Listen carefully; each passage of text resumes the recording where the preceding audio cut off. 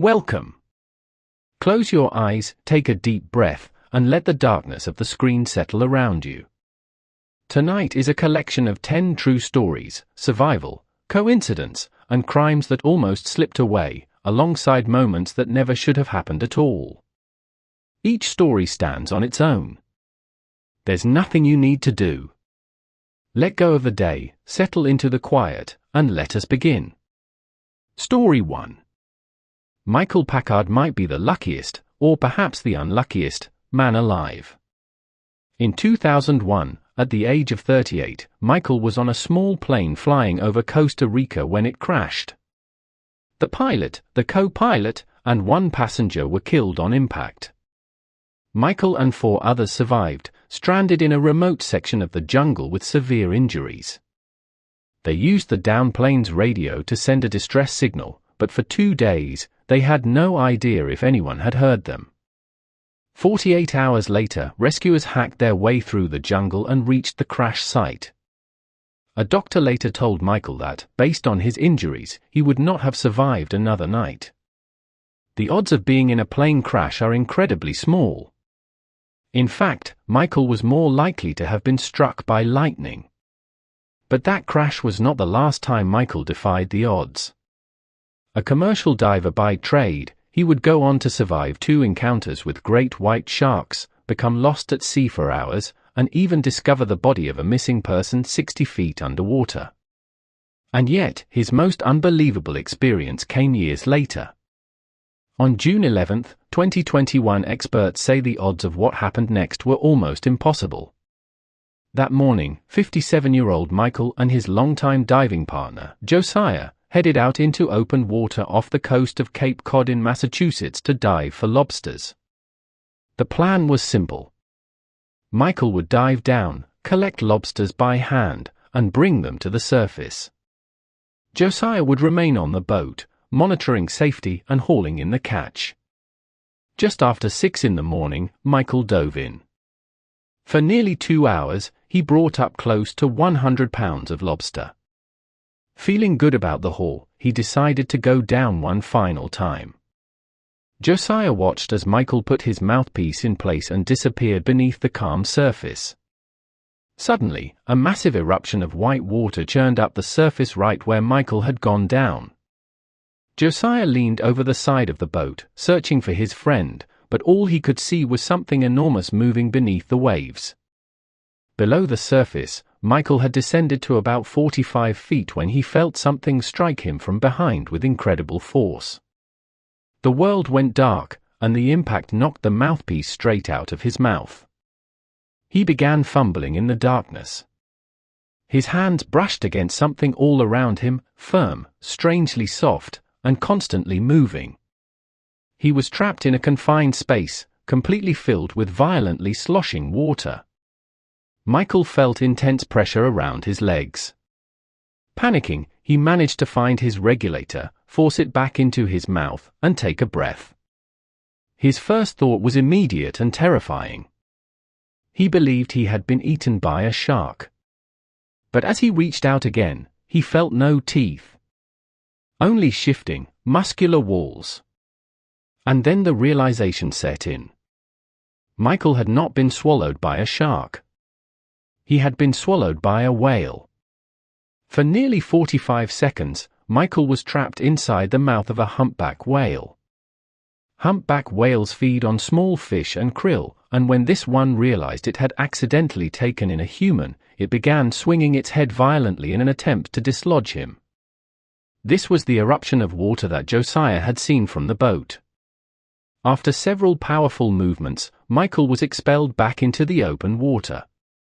He remembers suddenly seeing light again, and then looking down to watch the massive tail of the whale as it swam away. Josiah quickly pulled Michael back into the boat. Michael was shaken and struggling to process what had just happened. He tried to explain that he had been inside the animal and that it had tried to eat him. Incredibly, Michael escaped without major injury, suffering only deep bruising along his legs. Story 2. On the evening of January 6, 1982, Harold Bray, who served as a sheriff in Jefferson County, Colorado, arrived at the Denver airport. A heavy snowstorm was moving through the region, making travel difficult and dangerous. Harold hurried through the terminal and reached his seat just as the plane was preparing for departure. About 15 minutes after takeoff, as the aircraft climbed into the dark winter sky, Harold glanced out the window. The city lights of Denver were slowly fading below. Before the plane entered the cloud layer, something caught his attention. Below them lay Guanella Pass, a long stretch of road winding through the Rocky Mountains. In the summer, it was known as a beautiful drive. But in winter, the pass was unmaintained, closed, and completely impassable. And yet, in the darkness below, Harold could see headlights moving along the road. Harold understood immediately how unlikely it was for anyone else to notice that light. He alerted a flight attendant, and the pilots radioed authorities on the ground.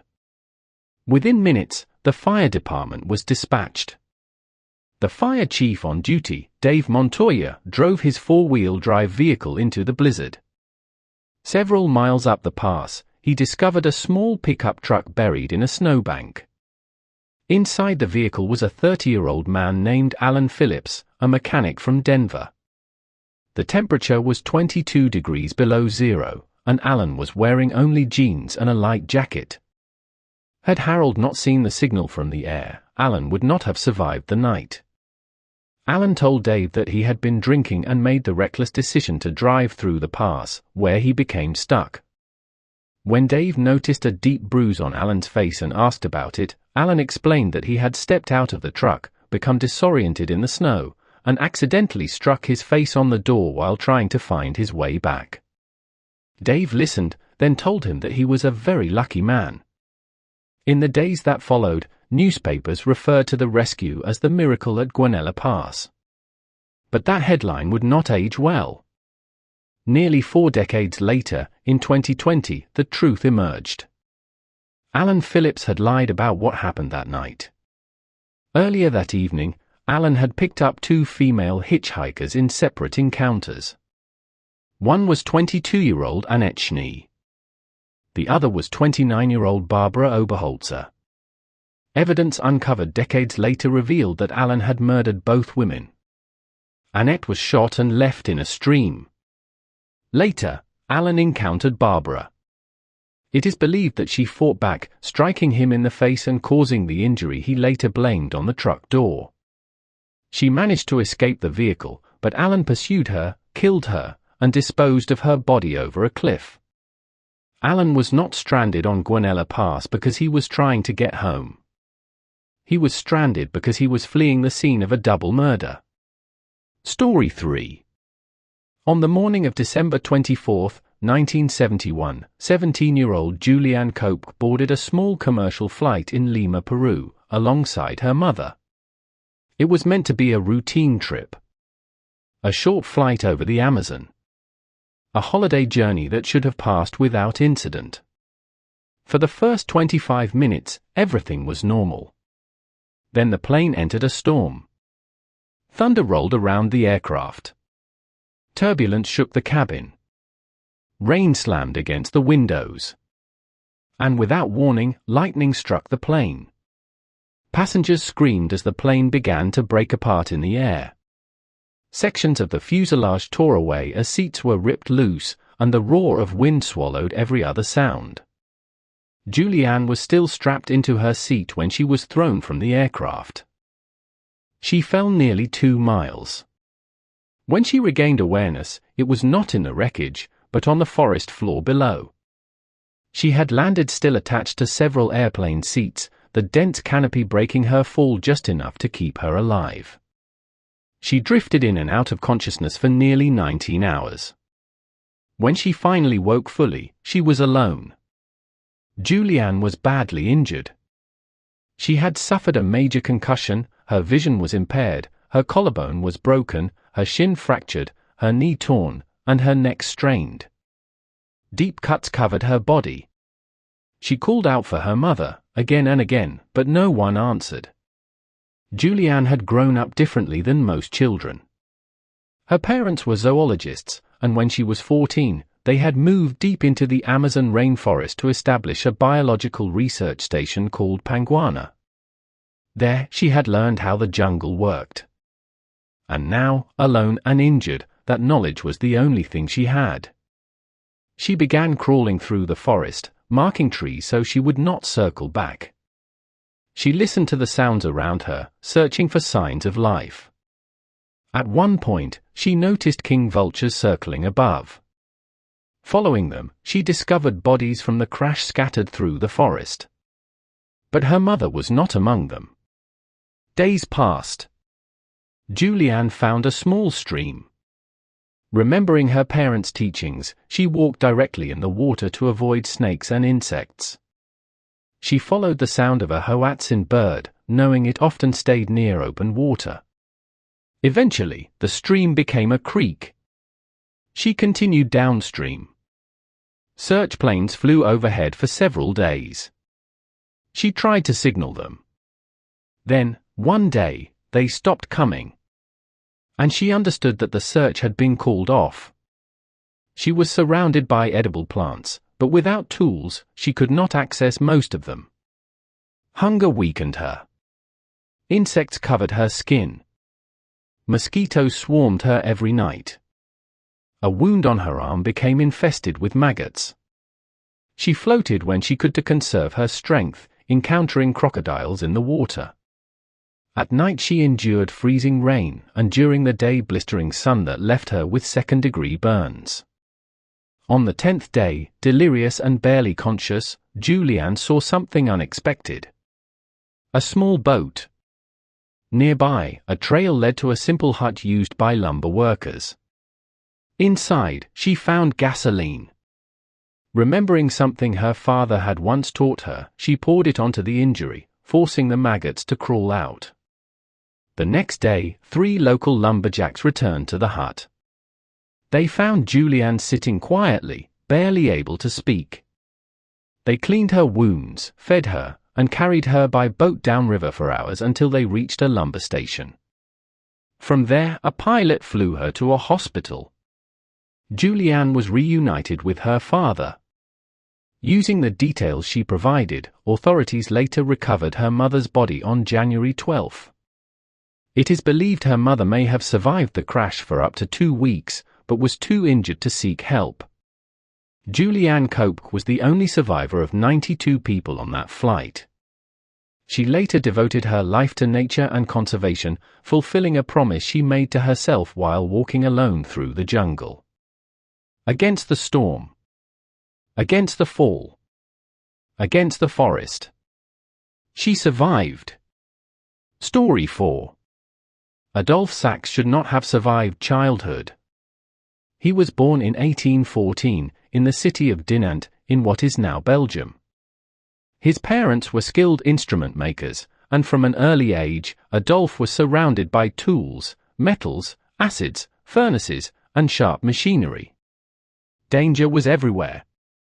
Before he reached adulthood, Adolphe nearly died more times than anyone could reasonably count. As a young child, he fell from a 3rd-story window and struck his head on stone. He was found unconscious and believed dead. He survived.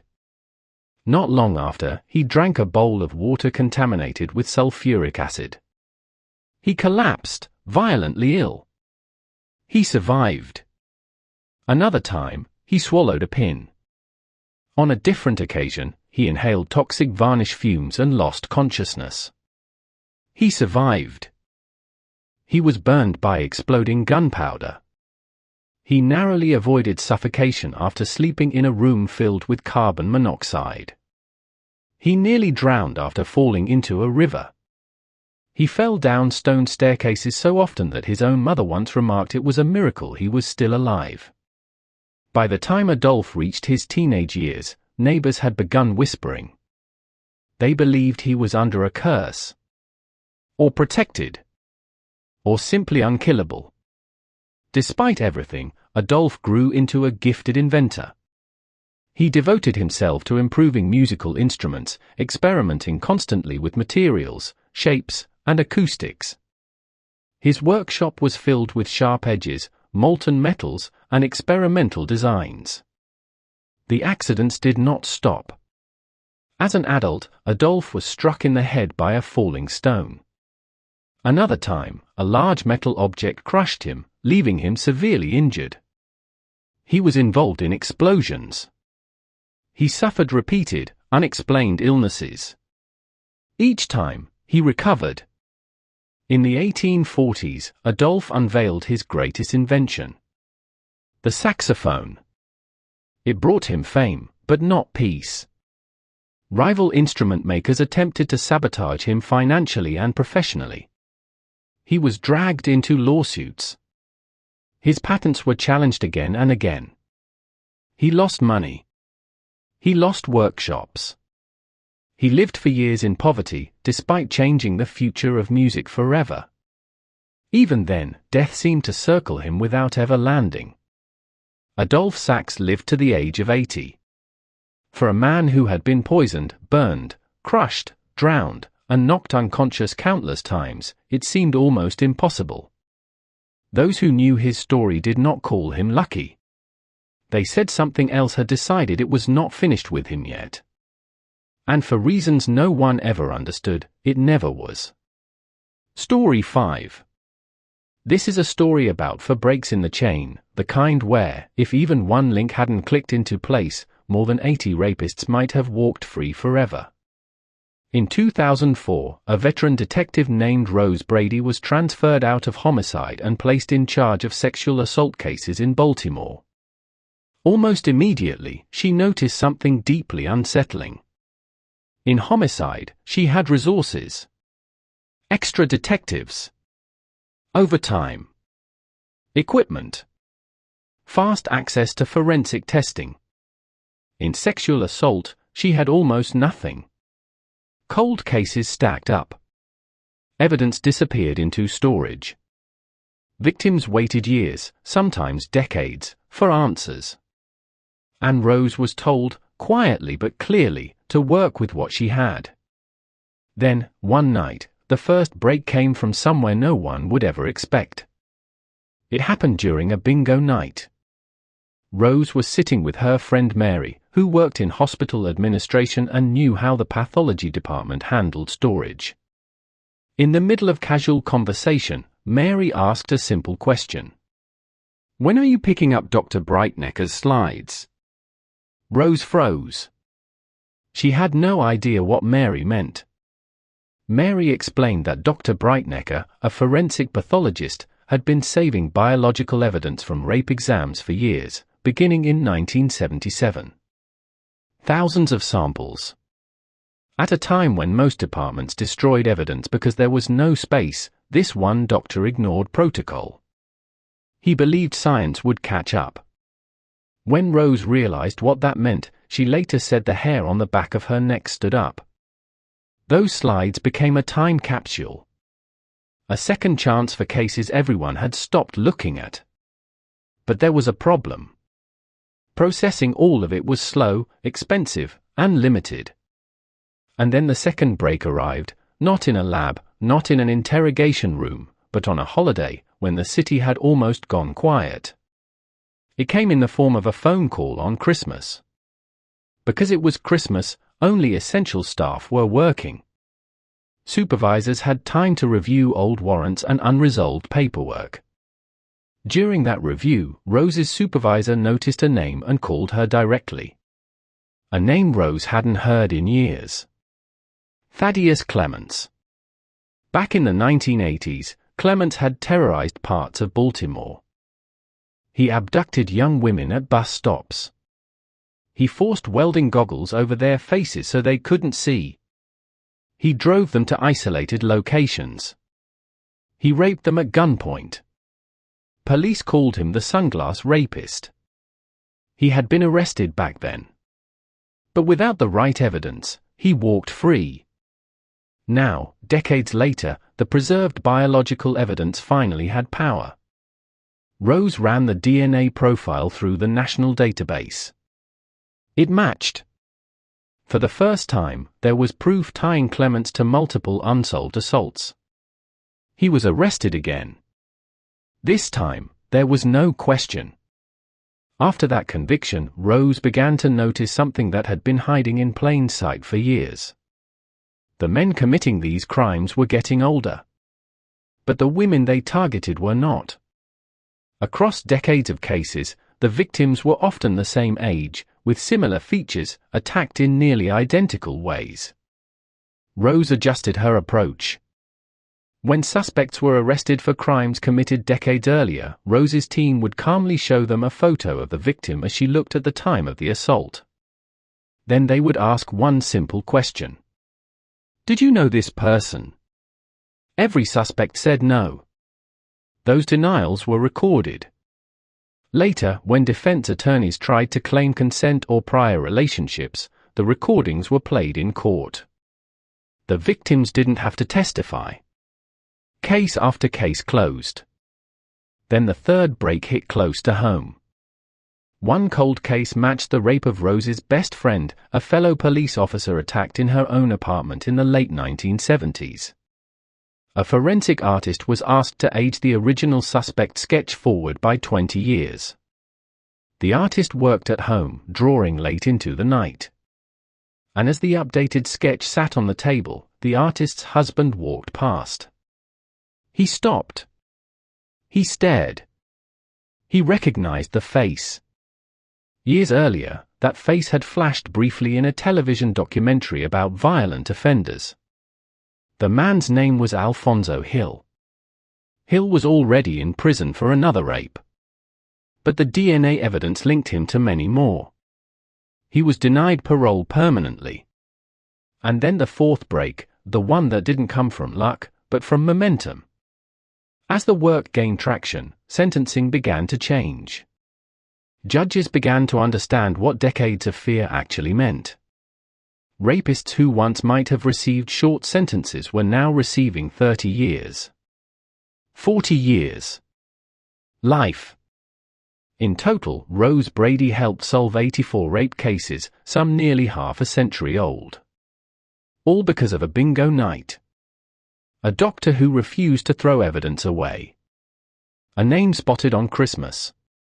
And a sketch recognized at a dining room table. Justice didn't arrive all at once. It arrived through four quiet breaks in the chain, and once it started moving, it didn't stop. Story 6. For nearly 26 years, the FBI hunted one of its most wanted fugitives. He was a man who had murdered a police chief during a routine traffic stop and then vanished without a trace. His face appeared everywhere. His name climbed the most wanted list. Tips poured in from across the country. What investigators did not know was this.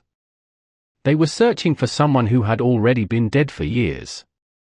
In 1999, that fugitive died quietly of natural causes. Instead of reporting his death, his wife buried him in their backyard. While the FBI continued the hunt, his body was already underground, hidden in plain sight. The story begins in December of 1980 in the small town of Saxonburg, Pennsylvania. That afternoon, Police Chief Gregory Adams, a 31-year-old husband and father of two, pulled into the parking lot of a local feed store to conduct what appeared to be a routine traffic stop. The man inside the car appeared calm. He was middle-aged and cooperative.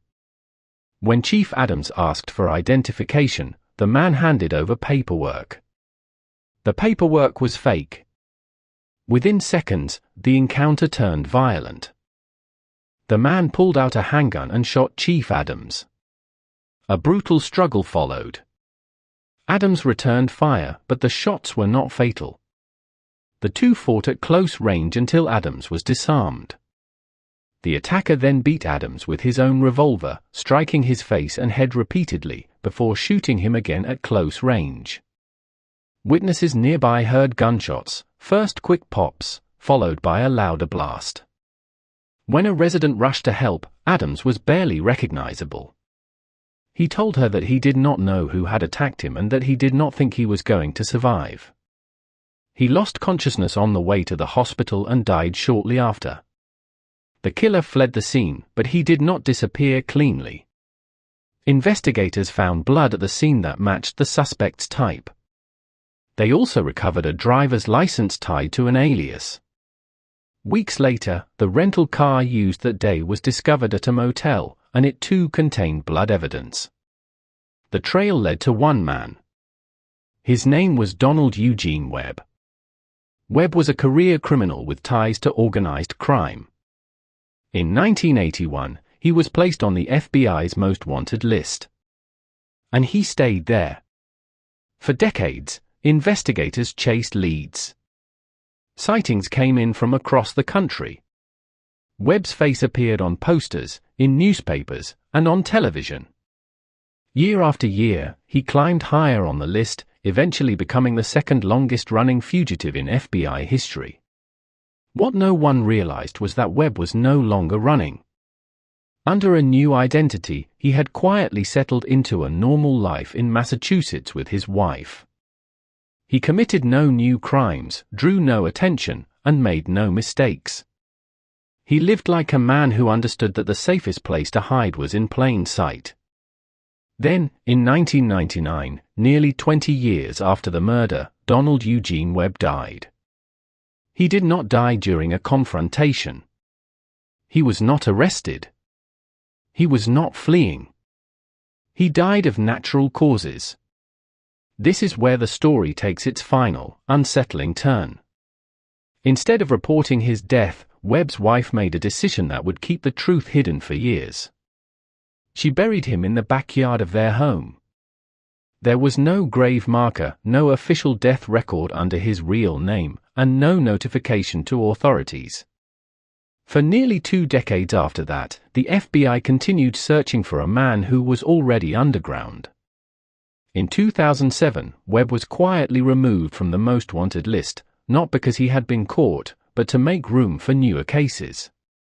It was not until 2017, after his wife died, that investigators reopened the case, followed new information, and searched the property. Beneath the soil of an ordinary backyard, they found human remains. DNA confirmed the truth. Donald Eugene Webb had been there the entire time. He never faced a courtroom. The police chief's family never saw a trial. One of the FBI's most wanted fugitives spent his final years living quietly, before being hidden away by the one person who knew his true identity. Story 7. On November 12, 1974, it was a dark, rainy night on Long Island. At exactly 6:40 p.m., a man named Jack Teach pulled his Lincoln coupe into the driveway of his beautiful home in Kings Point. Jack had just come from a long day at work at his family's steel business in Brooklyn, and he was exhausted. He put the car in park and killed the engine. But as the dashboard lights faded, Jack noticed something that didn't make sense. The white garage door in front of him was glowing bright white. It looked like his high beams were still on. Jack checked the switch, but they were definitely off. Confused, Jack twisted around in his seat to look out the rear window. And his heart stopped. There was another car sitting right behind him in the driveway, blocking him in.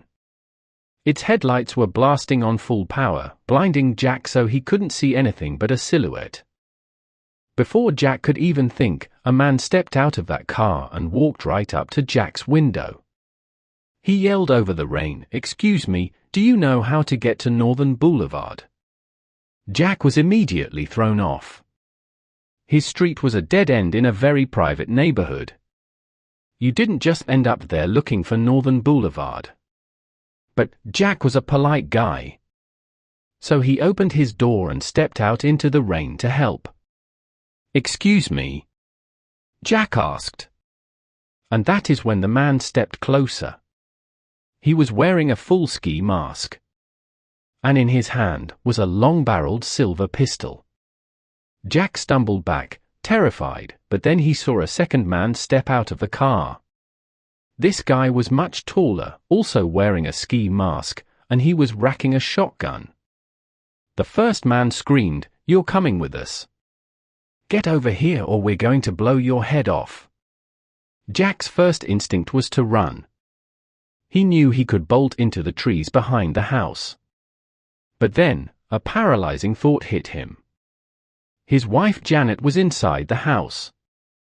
His 6-year-old son Mark and his 2-year-old son Michael were just a few feet away inside. If Jack ran, these men with guns might go inside. So, Jack didn't run. The men grabbed him, dragged him to their car, and shoved him onto the floor of the back seat. They handcuffed his wrists behind his back. Then, they ripped off his glasses and jammed thick putty over his eyes so he was completely blind. Then, they took a different pair of glasses and shoved them over the putty to hold it in place. But right before his vision was gone, Jack saw something on the floor of the car that terrified him more than the guns. It was a red gas can. And the smell of gasoline was filling the car. Jack lay there in the dark, under a piece of cardboard, convinced that they weren't taking him for ransom. He thought they were taking him somewhere to burn him alive. The car took off, and the interrogation began immediately. One of the men asked, "What's your name?" Jack said, "Jack." The man replied, "Jack Teach, right?" And then, the man asked a question that changed everything. "You're a Jew, right?" Jack said yes. And the man launched into a hateful rant about Jewish slumlords and conspiracies. He demanded to know everything about Jack's finances. He asked for the names and birthdays of his children. He asked about payroll at the steel company, about unions, about real estate holdings. The kidnapper claimed he had a PhD and 9 children. He was clearly educated, extremely organized, and totally psychotic. After a long drive, they dragged Jack into a building and shoved him into a tiny closet. It was so small that Jack's head hit the clothes hangers. They chained his legs and neck to the wall, padlocked him in, and left him there in the dark. He would stay in that closet for 7 days. While Jack was chained up, his family was living a nightmare. The kidnappers demanded $750,000. On Tuesday, November 19th, Jack's wife Janet and his brother Buddy were told to make the drop. They packed the money into a bag and drove into New York City. It was like something out of a movie. The FBI had a helicopter flying overhead and agents trailing them on the ground. The kidnappers called them on a payphone in Times Square. Then, they made them run to another payphone. Then another. They were bouncing them all over the city to spot any police tails. Finally, the call came to go to Penn Station. They were told to put the money in a specific locker. But in the chaos and the stress, Buddy made a critical mistake. He put the money in the wrong locker. The kidnappers called Janet, screaming that Buddy was incompetent and couldn't be trusted. Janet was terrified they were going to kill Jack right then and there. But after frantic begging, they managed to fix the mistake. The bag man picked up the money, and despite all the police, despite the helicopter, he got away. Most of that money was never recovered. But the kidnappers kept their word. They pulled Jack out of the closet, put wax in his ears, smeared black shoe polish all over his face to act as a mask, and dumped him on the side of the highway near JFK Airport. Jack was alive. He went home. He hugged his wife. And to the outside world, the story ended there. Jack Teach was a success story. He was fine. But this is where the story gets really dark. Because the kidnapping never actually ended for Jack. Years later, an author visited Jack to talk about his life. She expected to see a man who had moved on. Instead, she found a man who was still at war. She realized that Jack's office wasn't just an office. It was an archive of his trauma. He had file cabinets stuffed with every single document from the kidnapping. He had the transcripts. He had the photos. He even had the terrifying audio recordings of the ransom calls on his phone, and he would listen to them. She learned that Jack had named his case file Operation Jacknap, using the FBI code name. She went to his house and saw that he had turned his home into a fortress. He had panic buttons installed at every door. The floodlights outside were strong enough to light up a stadium. The alarm was never, ever turned off. Jack told her, if you start shutting the system off, you forget. She learned that the stress was so bad that Jack had a massive heart attack at age 38, just after the trial. She learned that they had moved into a house that was just 4 doors down from the local police station, just to feel safe. She even learned that Jack's daughter, Jamie, didn't know her father was kidnapped until she was a teenager.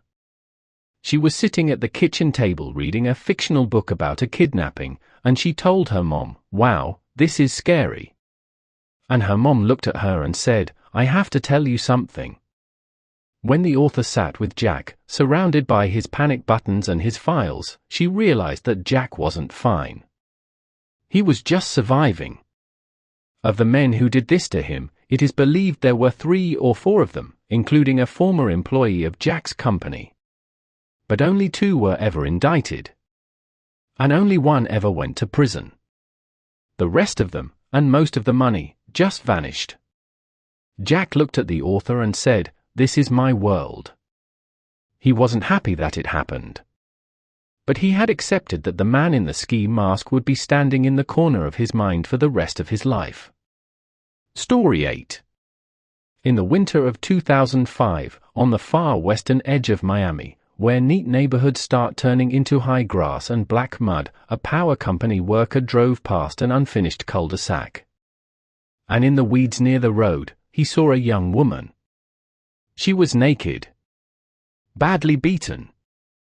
Face down like she had been thrown there. He called for help. And then he noticed something that shocked him. She was still alive. Police airlifted her to Jackson Memorial Hospital. She was 21 years old. Blonde. With a heavy Ukrainian accent.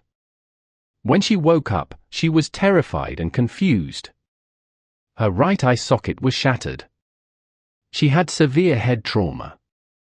And doctors recovered evidence confirming she had been assaulted. Detectives asked what happened. But her memory came back in broken pieces. She said it began in her hotel room. She said there were 2 men. Then 3. She said they were white. She said the accent sounded Hispanic. Then later, maybe Romanian. Nothing stayed consistent long enough to chase. But detectives did learn one solid detail. For months, she had been staying at an airport hotel, the Airport Regency, while she recovered from a work injury. So police pulled surveillance footage, expecting a clear trail.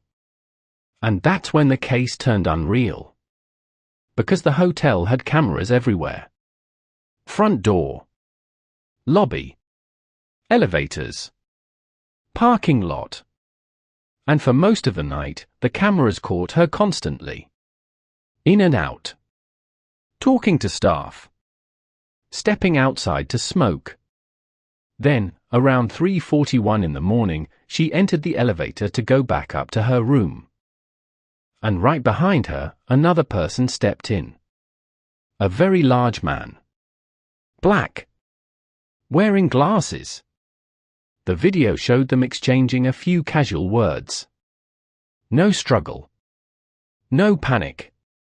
The doors closed. She went up. And after that, she was never seen again. Here's the problem. There was no video of her leaving. Not the lobby. Not the front door. Not the back. Not the parking lot. It was like she vanished from the building. After weeks with no usable leads, the case went cold. Then the hotel got sued. And the hotel hired a private investigator, a former cop named Ken Brennan. Detective Alan Foote, who had been handling the case, didn't love the idea of a private detective in his files. But he knew the truth. This case was going nowhere. So he let Brennan review everything. And Brennan watched that security footage like it was a crime scene. Over. and over, and over. He did something most people don't have the patience to do. He accounted for every arrival, every departure, every bag, every suitcase, until there was only one person left who didn't make sense. The big man with glasses. Brennan found him again in the footage. Less than 2 hours after the woman went up to her room, the big man came down in the elevator. And he was pulling a rolling suitcase. He crossed the lobby at an easy pace. Not rushed. Not nervous. The camera at the front entrance caught him leaving, rolling the suitcase toward the parking lot. Then, less than an hour later, he came back. And the suitcase was gone. Brennan stared at the screen and asked the only question that mattered. Why would someone roll a suitcase out at 5 in the morning, not checking out, and then return without it? He believed he had the answer. He believed the woman had been taken out of the hotel inside that suitcase. People laughed at him. So Brennan measured the suitcase using reference points in the footage. He got one with matching dimensions. And he tested it. A young woman with similar proportions curled up inside. She fit. Then Brennan went back to the elevator clip and spotted the detail that locked it in. As the suitcase rolled off the elevator, the wheels caught for a split second on the threshold. The big man gave it a small tug to free it. A tug so subtle you'd miss it if you weren't hunting for it. But Brennan knew what it meant. That suitcase was heavy. Now he had to find the man. Brennan used the footage to trace him to a boat show staffing network. After a long chain of calls, he got a name. Michael Lee Jones. The hotel database confirmed it. A guest under that name had been staying there that week. Police tracked him to Maryland, working a stadium concession stand. Detective Foote met him in person. And Jones was calm. Polite. Soft-spoken. He denied everything. Foote asked for a DNA sample. Jones agreed. Foote walked away thinking, this can't be our guy. Months later, the results came back. It was a match. Brennan was right. Jones was arrested. And once his DNA was entered into CODIS, the story got even worse. More matches came back. More victims. Other states. Same pattern. A huge man with glasses. Approaching women. Getting them isolated. And then walking away like nothing happened. Jones had been traveling city to city for work. And it was the perfect setup for someone who wanted new hunting grounds and no pattern anyone could see. He was convicted in Colorado and sentenced to decades in prison. And the woman found in the weeds, the one many doubted because her memory was shattered, turned out to be the first domino in exposing a serial predator. All because one man watched a grainy security video. And noticed one tiny tug on a suitcase. And if you're wondering the scariest part of this story, it's not the suitcase. It's how calm he looked. Like this was routine. Like he'd done it before. And he believed he would do it again. Story 9.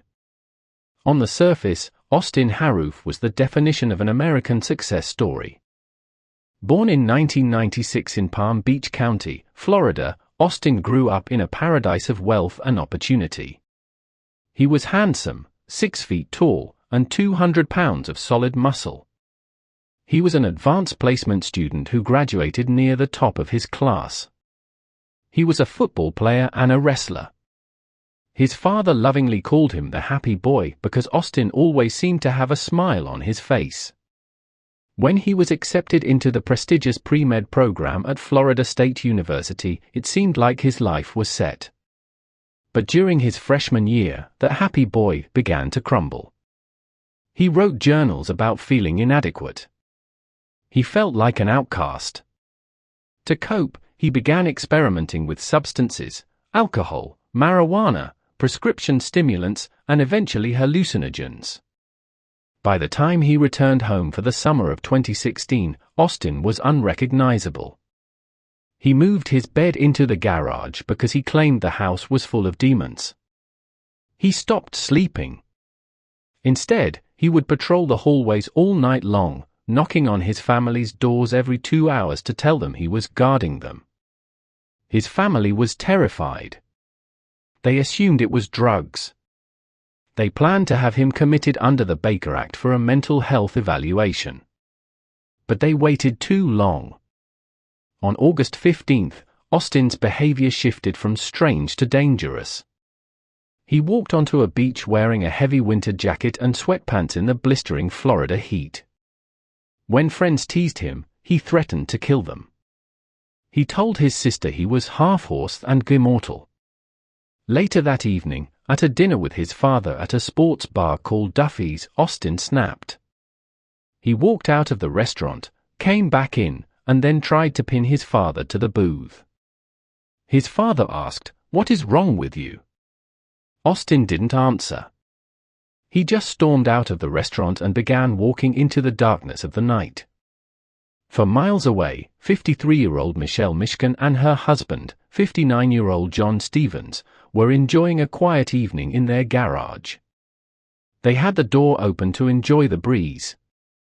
John stepped out to walk the dog. Michelle stayed in the garage. Suddenly, a figure appeared out of the dark. It was Austin. He was sweating, panting, and completely delusional. He later claimed he believed he was being chased by a dark figure and sought help.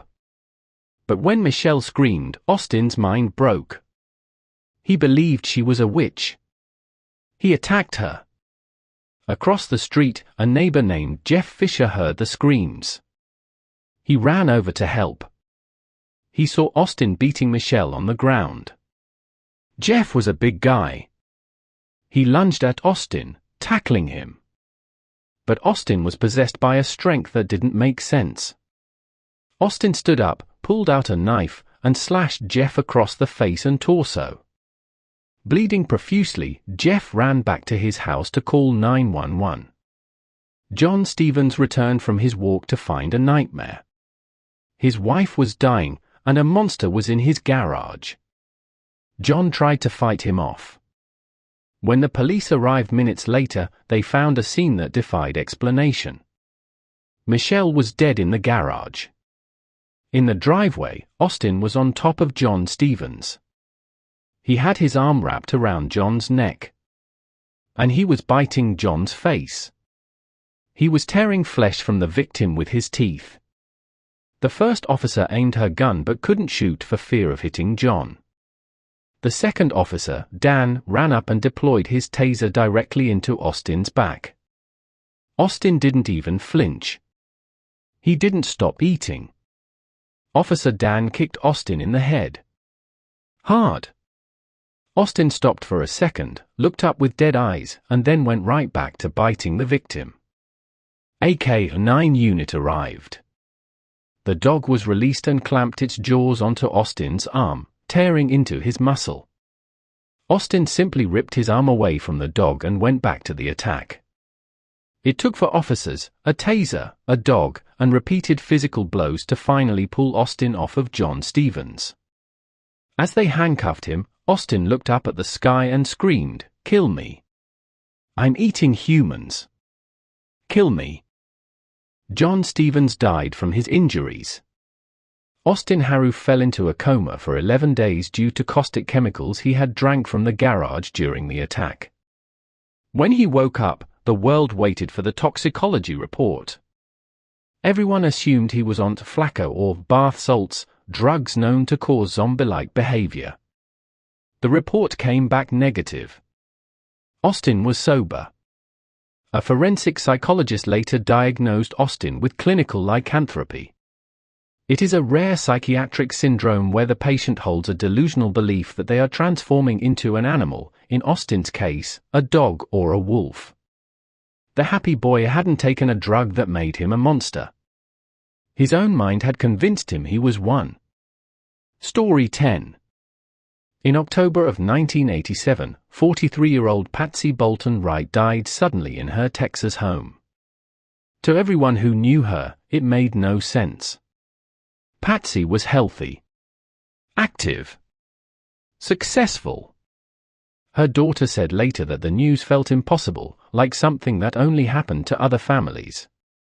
At first, doctors believed Patsy had died of natural causes. But 8 days after her funeral, a routine autopsy changed everything. A lab technician ran Patsy's blood through a screening designed to detect tens of thousands of foreign substances. And almost immediately, the machine reacted. The substance was identified within seconds. Strychnine. A poison so violent that death is often agonizing. A poison so rare that most doctors never see a single case in their careers. Now investigators had one urgent question. How did strychnine get into Patsy Wright's body? The answer seemed to start the morning she died. Very early that day, Patsy called her sister, Sally. She sounded sick. She told Sally she had taken her usual cold medicine and felt extremely nauseous. Then, while still on the phone, Patsy collapsed. Sally and her husband rushed to Patsy's house. The front door was locked. When they finally got inside, Patsy was lying on her bed. She looked like she had fainted. They tried to wake her. Nothing worked. Sally's husband began mouth-to-mouth resuscitation. As he did, green liquid came out of Patsy's mouth. The paramedics arrived soon after, but there was nothing they could do. Patsy was pronounced dead. At the time, no one suspected murder. Until investigators tested the cold medicine bottle found in her bathroom. It contained massive amounts of strychnine. Authorities ruled out suicide. They also ruled out product tampering, which meant the poison had been deliberately added. Patsy's life gave no obvious reason for someone to want her dead. She was close with her 2 children. She co-owned 2 extremely successful wax museums with her sister. She had recently bought 3-quarter horses and was planning to train them herself. But when Arlington police looked closer, 2 details stood out. First, Patsy's burglar alarm had not been set the night she died. Second, only someone close to her would know she always took cold medicine before bed. Investigators focused on the people nearest to her. Her sister. Her brother-in-law. Her ex-husband. The sister and brother-in-law inherited Patsy's share of the wax museums when she died. But investigators struggled with one major problem. If either of them had poisoned Patsy, why would her husband risk his own life by performing mouth-to-mouth resuscitation? Both voluntarily took polygraph tests. They passed. Patsy's ex-husband, Robert Cox, was also questioned. He had previously been the subject of a restraining order after Patsy accused him of harassment. When offered a polygraph, he refused. But there was no physical evidence tying him to the poisoning. Then investigators noticed something else. Beside Patsy's bed were 2 empty dinner plates on a tray. Someone had eaten with her that night. Someone close enough to share a late dinner. Close enough to know her routine. And close enough to poison her medicine without raising suspicion. The strychnine used was pure powder, the most concentrated form available. Its sale was heavily regulated by the federal government. Authorities believed someone, somewhere, might remember a suspicious purchase. But no one ever came forward. Patsy Wright's murder was never solved. And the most chilling part is this. The poison didn't have to be hidden. It was placed somewhere Patsy trusted completely. Her medicine. Which means the person who killed her didn't need force. They just needed patience. These events belong to the past now. There is nothing left to solve, and nothing left to fear. Let the silence settle around you. Take a deep breath, and drift away. Good night.